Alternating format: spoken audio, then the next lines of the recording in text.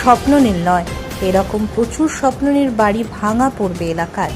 কারণ ওই সামনেই দেখতে পাচ্ছেন রেলের অধিকৃত জমির জন্য পিলার ইতিমধ্যে পোতা হয়েছে, আর এই অধিকৃত জমির মধ্য দিয়েই বালুরঘাট থেকে হিলি পর্যন্ত রেল ছুটবে। হিলি সীমান্ত বন্দরের পাশেই তৈরি হবে হিলি স্টেশন। এরকম ছবি দক্ষিণ দিনাজপুর জেলার বালুরঘাট শহর লাগোয়া ভাটপাড়া গ্রাম পঞ্চায়েত এলাকায়। স্থানীয় বাসিন্দাদের অভিযোগ, এখনো পর্যন্ত রেলের দেওয়া জমির প্রাপ্য টাকা পাওয়া যায়নি, এমনকি জমির কি দাম দেওয়া হচ্ছে সে সম্পর্কে সম্পূর্ণ অন্ধকারে রয়েছে স্থানীয় বাসিন্দারা। বিষয়টি নিয়ে জেলা শাসকের অফিসে একাধিকবার গেলেও পরিষ্কার কোনো চিত্র পাওয়া যায়নি। উল্লেখ্য, গত বছর পুজোর পর থেকেই স্থানীয় জমিদাতারা শুনেছেন টাকা পাওয়া যাবে, কিন্তু এখনো পর্যন্ত তাদের অ্যাকাউন্টে কোনো টাকা এসে পৌঁছায়নি। পাশাপাশি জমিদাতাদের অভিযোগ, জমির দাম কি দেওয়া হচ্ছে সে সমস্ত বিষয়ে জেলা প্রশাসন কোনো কিছুই জানায়নি।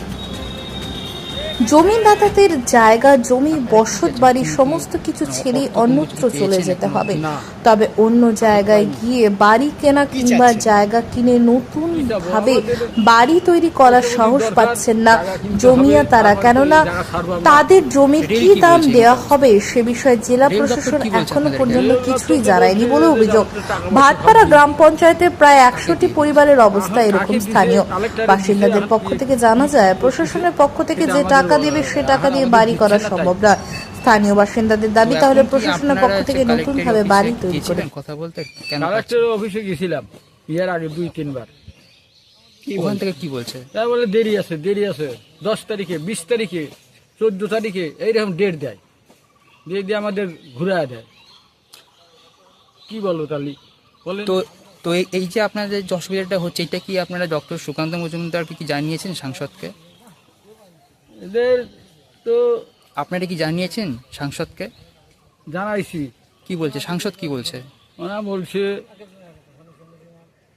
আচ্ছা যাও দেখো, তোমরা আবার যাও ডিএম এর কাছে কি বলে, তারপর আমি দেখছি।